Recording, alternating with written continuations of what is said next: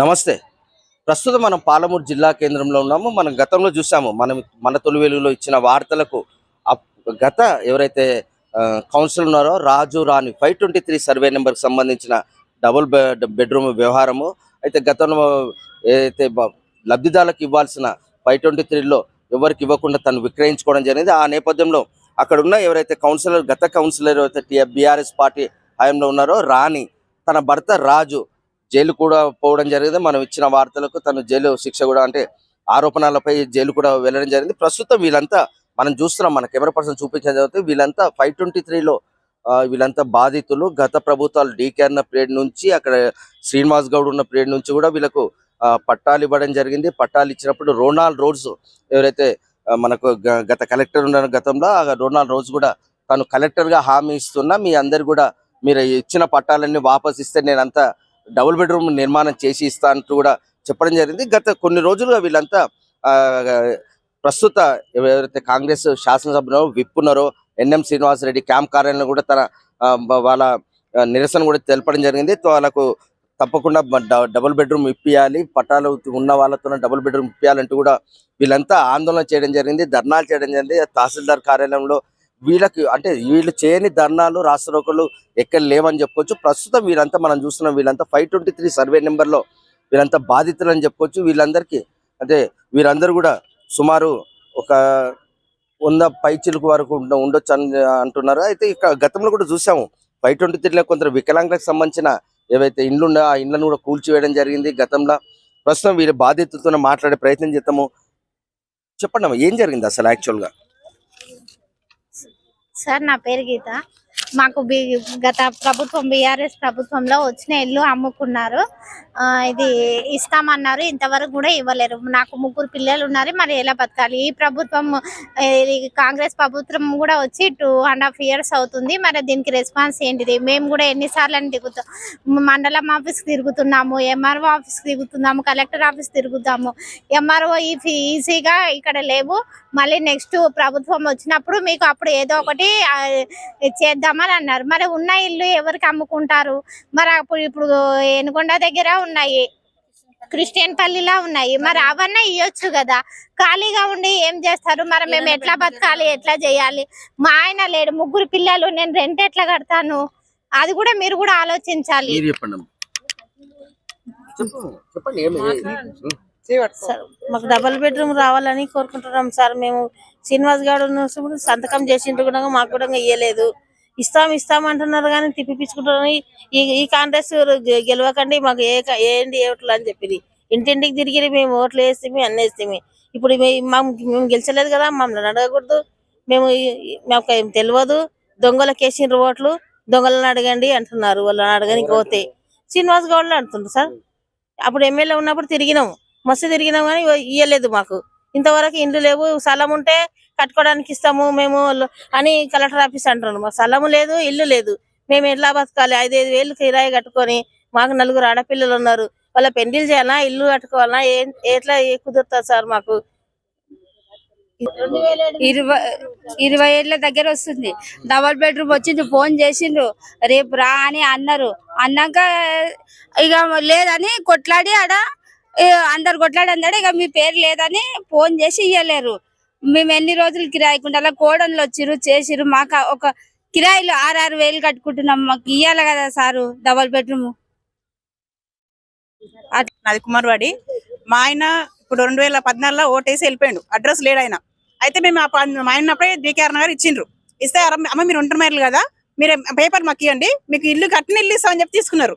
పట్టకాయలు తీసుకున్నారు. ఇవన్నీ జిరాక్స్లు ఏం చేయాలి సార్? మేము లామినేషన్ చేసుకొని చెప్పుకుంటా తిరిగి మాకు ఏమంటారు, కాలు అరిగిపోతున్నాయి, చెప్పులు అరిగిపోతున్నాయి.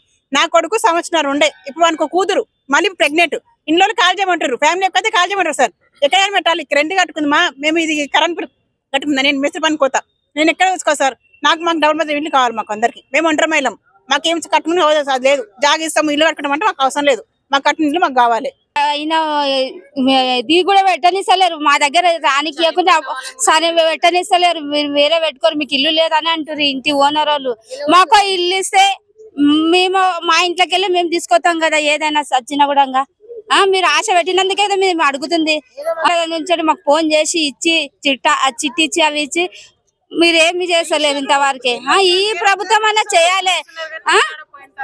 లేదు సార్, ఎన్ని రోజుల నుంచి మేము ఇలాగే ఉండాలి సార్. అసలు డబుల్ బెడ్రూమ్ తిరిగి తిరిగి పిచ్చి వాళ్ళం అయిపోతున్నాం సార్. అసలు జిరాక్స్లు అంట, ఆటోల ఛార్జీలు అంట, దాంట్లోకి మా పిల్లల ఫీజులనే అయితే సార్. అసలు పిల్లలకి ఎక్కడ పోషించాలి? మేము భర్తల గురించి, మా భర్త హ్యాండిక్యాప్ సార్, మాకు ఇల్లు లేదు, ఏం లేదు, అసలు విసిగిపోతున్నాం. 15 సంవత్సరాలు అయింది. ఇస్తాము ఇస్తాము ఇస్తాము అని అంటున్నారు. అక్కడ గెలిచిన వాళ్ళ తరపున తిరుగుతున్నాం, ఇక్కడ ఆటోల ఛార్జీలకు, కలెక్టర్ ఆఫీస్ కు, ఎక్కడంటే అక్కడ వస్తున్నాం. ప్రతి ప్రభుత్వానికి వస్తున్నాం కానీ ఎక్కడ అసలు ఇండ్లనే లేవు. ఉన్న వాళ్ళకి ఇస్తున్నారు, మళ్ళా బ్లాక్ లో కూడా అమ్ముకుంటున్నారు. ఉన్న వాళ్ళకి డబల్ వస్తున్నాయి కానీ లేని వాళ్ళకి గూడే లేకుండా అయింది సార్. మరి ఇంకా మా బ్రతుకు ఎట్లా, బ్రతకడం ఎట్లా? ఈ పనికి గెలిపియాలి సార్. అసలు ఓట్లు వేయకుండా ఉంటే బెటర్ కదా.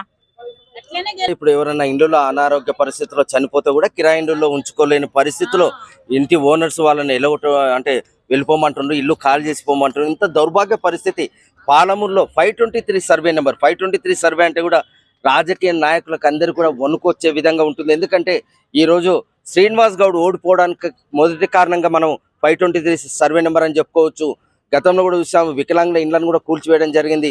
ఇటువంటి పొజిషన్ చూసాం. వీళ్ళంతా అది ఎక్కడికి రామంటే అక్కడికి వస్తుండ్రు వీళ్ళు. పాపం ఈ బాధితులంతా 523 సర్వేకి సంబంధించిన బాధితులు వీళ్ళు కలెక్టర్ కార్యాలయం కంటే కలెక్టర్ కార్యాలయానికి, తహసీల్దార్ కార్యాలయం అంటే తహసీల్దార్, లాస్ట్ ఖలీల్ ఏదైతే సిఐటికి సంబంధించిన సిపిఎం పార్టీకి సంబంధించిన వీళ్ళ దగ్గర కూడా ప్రతిరోజు తిరగడం అవుతుంది. అంటే వీళ్ళ బాధను ఎవరు తొలగిస్తారు? గతంలో శ్రీనివాస్ గౌడ్ ఉండే ఇచ్చినట్లు ఇచ్చి వాళ్ళను పట్టాలు వాపసు 2-4 రోజులు కలెక్టర్గా ఉన్నప్పుడు పట్టాలను వాపసు తీసుకొని వాళ్ళకి ఇంటి ఇస్తామన్నా అది కూడా జరగలేదు. ఈ రోజు ఎన్ఎం శ్రీనివాసరెడ్డి గారు వచ్చిన వాళ్ళకు కూడా వినతి ఇవ్వడం జరిగింది. అయితే చూద్దాం. చెప్పండి ఖలీల్, ఏంది వీళ్ళ బాధ ఏంది? ఎంతవరకు ఇప్పుడు ప్రస్తుత ఎమ్మెల్యే ఏమన్నారు, వీళ్ళంతా ఏమంటారు? వాస్తవానికి 2004 నుండి అనేక పోరాటాలు చేసి లాఠీ చార్జీలకు గురై ఒక్కరొక్కరి మీద 8 నుంచి 10 కేసులు అయినాయి. ఆమె మీద కేసు అయింది, ఆ విజయలక్ష్మి మీద కేసు అయింది, అందరి మీద కేసులై ఆ ఇండ్ల పట్టా స్థలాలు సాధించుకుంటే 2018లో బీఆర్ఎస్ గవర్నమెంట్లో రోనాల్ రోజ్ గారు ఒక ప్రకటన చేసిండ్రు. ఏ ప్రకటన చేసిండంటే, మీకు ఇచ్చిన పట్టా కాగితాలు వాపస్ ఇవ్వండి, మేము మీకు డబుల్ బెడ్రూమ్లు ఇస్తామని చెప్పి ప్రకటన చేసిండు. కలెక్టర్ని కలిసినాం. ఆ రోజు కలెక్టర్ని కలిసిన దాంట్లో ఇవాళ పొలిటికల్ లీడర్స్ చాలా మంది ఉన్నారు. ఆ రోజు కలెక్టర్ చాలా స్పష్టంగా ఏం చెప్పి, నేను కలెక్టర్ని మాట్లాడుతున్నా, ఎవడు ఎమ్మెల్యే గెలిచినా నేను మీకు న్యాయం చేస్తా, నేను హామీ ఇస్తున్నా అని చెప్పి మాట్లాడితే అందరూ వాళ్ళ పట్టా కాగితాలు ఇచ్చిండ్రు. ఒక్కటికి 4 సార్లు 5 సార్లు ఎంక్వైరీ చేసి 800 పై చిలుకు మంది అర్హులు అని చెప్పి ఒక లిస్టు తయారు చేసిండ్రు. ఆ లిస్టులో ఉన్న వాళ్ళకి ఎవరికి డబుల్ బెడ్రూమ్లు ఇవ్వకుండా గత ప్రభుత్వంలో శ్రీనివాస్ గౌడ్ గారు మంత్రిగా ఉన్నప్పుడు ఆ డబుల్ బెడ్రూమ్లను అన్నిటిని అమ్ముకున్నారు. అనేక మంది కార్లలో వచ్చి డబుల్ బెడ్రూమ్లు తీసుకున్నారు. అవి గెస్ట్ హౌస్లకు ఉపయోగపడుతున్నాయి. ఇప్పుడు వాళ్ళు తాగనీకే, ఎంజాయ్ చేయనీకే డబుల్ బెడ్రూమ్లు ఉపయోగపడుతున్నాయి. అనేక డబుల్ బెడ్రూమ్లు ఈరోజు అమ్ముకున్నారు. ఒకరికి 2-3 అమ్ముకున్నారు. కానీ ఏ పేదలైతే ఉన్నారో వాళ్ళకి డబుల్ బెడ్రూమ్లు ఇవ్వలేదు. చాలా మంది భర్తలు చనిపోయిన వాళ్ళు ఉన్నారు. షబ్బీర్ అని ఒక క్యాన్సర్ వ్యాధిగ్రస్తుడు మొన్న 15 రోజుల క్రితం చనిపోయాడు. కిరాయి ఇంట్లో వానికి ఉండనీయకపోతే వాడి తమ్ముడి ఇంట్లో ఉండి చనిపోయాడు. కేవలం 15 రోజులు అవుతా ఉంది. అంటే అటువంటి వాళ్ళు అనేక సంఘటనలు ఉన్నాయి. భర్తలు లేని వాళ్ళు ఉన్నారు. ఎన్ఎం శ్రీనివాసరెడ్డి గారిని గెలిపించారు ప్రజలు నమ్మి. బీఆర్ఎస్ వస్తే మాకు డబుల్ బెడ్రూమ్లు రావు, ఈ అన్యాయం జరుగుతుందని నమ్మి కాంగ్రెస్ పార్టీకి ఓటేసిండ్రు. మనస్ఫూర్తిగా ఓటేసారు, న్యాయం జరుగుతుందని చెప్పి అనుకున్నారు. కానీ 2.5 ఏళ్ళు అవుతున్నాయి, ఇప్పటిదాకా న్యాయం జరగలేదు. గతంలో మున్సిపల్ ఎలక్షన్ల కంటే ముందు కూడా వీళ్ళందరూ పోయి కాంగ్రెస్ పార్టీ అధ్యక్షులు సంజీవ్ ముదిరాజ్ని కలిసారు. మీరు గతంలో బీఆర్ఎస్ లో ఎవరైతే అవినీతిని చేసిండ్రో కౌన్సిలర్లు, వాళ్లకు మీరు సీట్లు ఇవ్వకండి, వాళ్ళ కాంగ్రెస్ పార్టీ టికెట్ ఇవ్వకండి అని చెప్పి వినతి పత్రం ఇచ్చారు. వాళ్ళు కూడా కొంతమందిని పెడుచేన పెట్టి అటువంటి వాళ్ళకి టికెట్లు ఇస్తే ప్రజలు వాళ్ళని ఇప్పుడు తుక్కుగా ఓడగొట్టిండ్రు. ఇప్పటికైనా కాంగ్రెస్ పార్టీ నాయకులు, ముఖ్యంగా ఎన్ఎం శ్రీనివాసరెడ్డి గారు, వాళ్ళు ఇప్పుడు విప్పుగా కూడా అయినరు. కాబట్టి ఈ మహబూబ్ నగర్ జిల్లాలో పట్టాలు గుంజుకున్న వాళ్ళకు, మీరు కొత్త వాళ్ళ సంగతి మాట్లాడతలేరు, వాళ్ళకి డబుల్ బెడ్రూమ్ లేకపోతే మీరు ఎవరికి న్యాయం చేసినట్టు కాదు.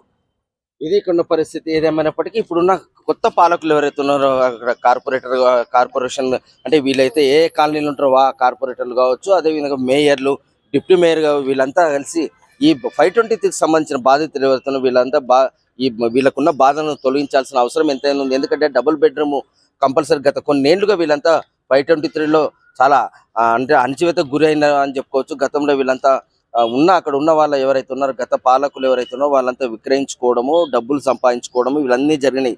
ఇప్పటికైనా మేయర్లు కావచ్చు, డిప్యూటీ మేయర్లు కావచ్చు, పాలమూరు ఎమ్మెల్యే ఎన్ఎం శ్రీనివాసరెడ్డి గారు ఇప్పటికైనా స్పందించి ఈ బాధితులకు ఏదైతే ఒక దారి చూపాల్సిన అవసరం ఉంది. ఎందుకంటే వీళ్ళంతా ఈ ఉదయం లేచి ఎవరి దగ్గరికి వెళ్ళమంటే వాళ్ళ దగ్గరికి వెళ్ళి వీళ్ళ బాధను చెప్పుకోవడం జరుగుతుంది. ఇప్పటికైనా స్పందించాల్సిన అవసరం ఎంతైనా ఉంది.